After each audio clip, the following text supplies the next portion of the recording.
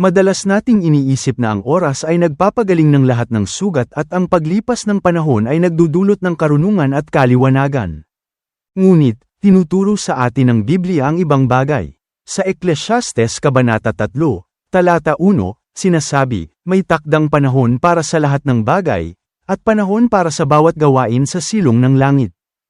Ang talatang ito ay nangangahulugang may tamang oras para sa lahat ng bagay sa buhay, katulad ng may oras para maglaro, magpahinga, at matuto.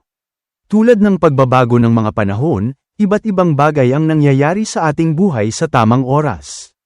Nais mo ba ng pang-araw-araw na gabay espiritual? Mag-subscribe sa Banal na Mga Kontradiksyon at tuklasin ang mga kakaibang karunungan ng Diyos sa loob lamang ng 1 minuto bawat araw.